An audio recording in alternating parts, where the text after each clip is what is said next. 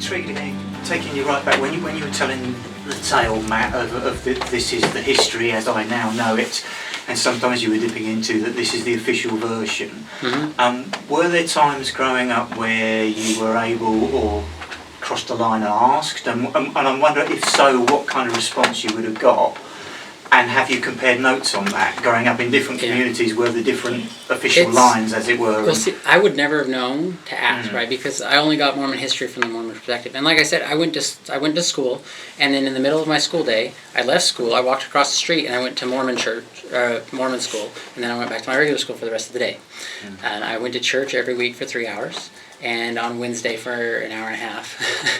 And it was never a thing I was exposed to at all. And interestingly, to me anyway, about 5 or 6 years ago, the Mormon Church started releasing official, real history. And in response primarily to people getting it from other outlets, and so they wanted to, because of the internet, and they wanted to be able to provide the true account, which you can get anywhere, and on their website with their explanation for it. And so it used to be the Mormon Church said this is the first vision, this is what happened with Joseph Smith. And now if you go to the Mormon Church website, you can find multiple accounts of the first vision, and it explains them and why it's all okay. Right. And you can find real Mormon history about Joseph Smith. I didn't know Joseph Smith was a polygamist growing up in the Mormon Church. I had no idea until I was 25 years old, and then I was like, what? I knew Brigham Young was, but for some reason it seemed wrong to me that Joseph Smith had been. I didn't know that he had told women that an angel came to him and held a flaming sword over his head and told him that he would be killed if the woman didn't have sex with him, and that the true church would be gone forever from the earth. And so she had to have sex with him. I had no idea that happened. But this information is now available to Mormons through Mormon Church documents. It's not hidden anymore. I'm going to steal that as a chat-up line. And so... See, I thought it, but I didn't say it. And so you can go and find that Joseph Smith was a polygamist, and he had an unknown number of wives that were married to other men. That's information is available, and that was absolutely not the case when we left. Right. Something that I noticed about you two, and also there's been quite a famous show, and what I notice is the humour that you bring to it. Is the church in itself, is it resistant to humour? I mean, it seems like a lot of what you're kind of... It's very serious. Yes, people don't make light of sacred things. Yeah. Don't cast your pearl before swine, right? If you talk about the Mormon ceremonies, temple ceremonies outside of the temple, then you can be excommunicated. You go to hell. You promise. It used to be, when our parents were young, when our parents did it, that you swore that you would basically disembowel yourself if you ever revealed the Mormon temple secrets. They've taken that out. They had to do symbols showing what they would have to do to themselves. Yeah, they would symbolically slit their throats and stuff. It was crazy, and we didn't do that. Like the Masons. And because it was more like the Mason, and it's become a little bit less. But I mentioned washing and anointing. So when the temple ceremonies first started, they would strip them naked and send them to the bathtub and dump water on them, right? They don't do that anymore. Now you put like a bed sheet on, the holes in it, and then they would reach in and touch your skin without you being naked. And now they don't even do that. Now they just touch the outsides of your clothes.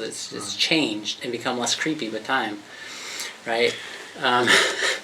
But it's you still like if like my secret temple name is Sam, and if I tell you that, I go to hell.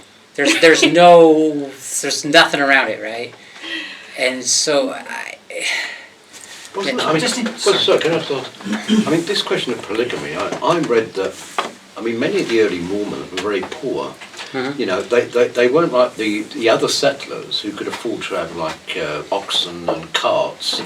A lot of they them used were wheelbarrows. Yes, they call them hand carts, and but so a lot they of used to take up, and of course, on the way, out west, a lot of the men died because of the sheer brutal, lifestyle, and that was one of the reasons why they turned to polygamy, because there weren't enough men for the women to have. That's usually what they say. Told that, right?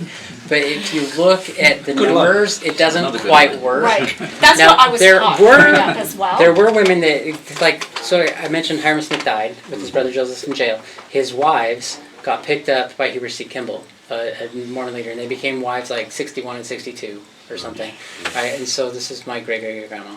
And so some of that happened, right? But the numbers don't show it.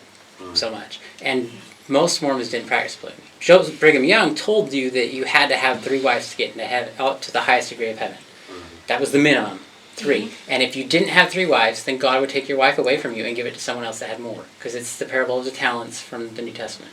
Is there ever any consideration of the obvious problem with numbers involved there? The fact that if there are a bunch of people that have 3 wives, there must automatically be a bunch of men that don't have any wives. And so you're condemning a fairly good chunk of your male population to hell automatically. Yeah, it's not quite so bad because not that many Mormons practice polygamy on a large scale, really. It was most the wealthy people, like gentleman farmer type people that owned a lot of land, they would do it more, and leaders in the church. And so rank and file never really practiced polygamy that much because the numbers don't work. In communities where that lifestyle has survived, like I'm coming up with Community of Christ, but that's not the name. The Reorganized Church? Yeah, the Reorganized Church, thank you. Down in Hilldale, Utah, and Colorado City, they just kick out men. Yeah, so those polygamous groups that you hear about a lot in Colorado and southern Utah, Arizona, they're the splinter groups of the Mormons. And so young men that aren't up to snuff, they kick them out. Yeah. And they actually have a name for them. They're called Lost Boys, and there are charities down in Brigham City, Utah, and Las Vegas, Nevada, that specifically take in young men that have been kicked out of that community. And so because the older men get the younger wives as they go, what they do is to protect the older men, they get rid of them very young. So they'll be 13 and 14 a lot when they get kicked out of the community. If they have behavioral problems at all, they're gone. Yeah, so there is a number issue, but I guess I never thought about it really growing up. It's odd because the Mormon Church actually still they don't practice polygamy currently, but they still teach that you will have polygamy after you die in heaven, in the celestial kingdom. And so it's still, you would think, a problem that would come up, but I just never considered it at the time. We have temple sealings, right? So we still have a civil marriage, and you have a temple marriage. And a man can be temple married to more than one woman as long as they're not alive at the same time. But a woman cannot do that. So if I died, well, if we were Mormon still, and she was married to me and I died, she could marry another man later, but she could not be sealed to that person in the temple. It wouldn't be an eternal marriage. She can't have more than one husband, right? They would have to find some reason to undo our sealing and unmarry me from her after I was dead and then do that. When they don't like to do that. But as a man, and I have a good friend who's this way now. His first wife died. He has a new wife. So now he has 2 wives in heaven. So and he's sealed to both of them. Yep. Now, my sister-in-law, she was married to some man before my brother. He cheated on her. They got divorced, but they were married in the temple. So according to the Mormon Church, she is married to the one that she's divorced to for eternity, and only married civilly here on earth to my brother. So that it gets very complicated sometimes. So in heaven, she's married to the one she's divorced from. So the emotional nourishment that you got from being a Mormon when you were Mormons, there was a transitional period when you moved away from it, which sounds like it was a matter of months when you moved away. Yeah. And it was weird because we had this geographic separation. I was in Iraq. And so I stopped going to church in Iraq. We had a little tiny Mormon group that would get together, and I just stopped going, right? And she didn't actually stop going to church until after I came back, and then she just stopped.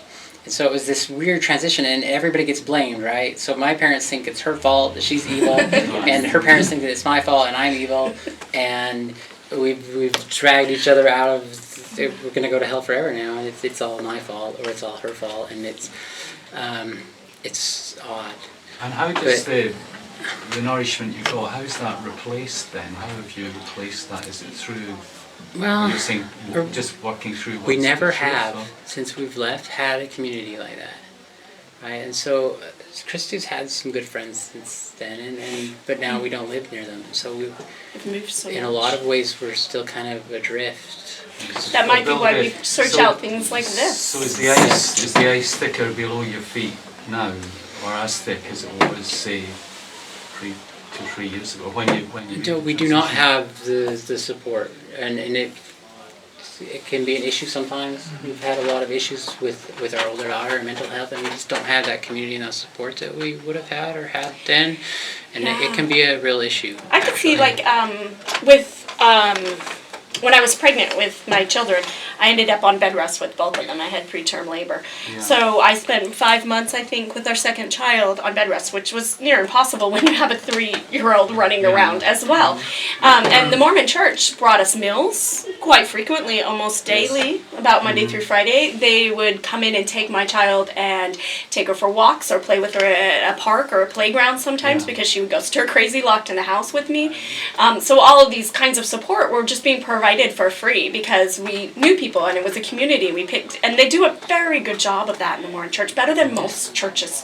It's a very organized church, and so it would be somebody's job to check with me every day and see if I needed anything, and so when, like, my daughter had a lot of mental health issues, there's not really anyone to turn to.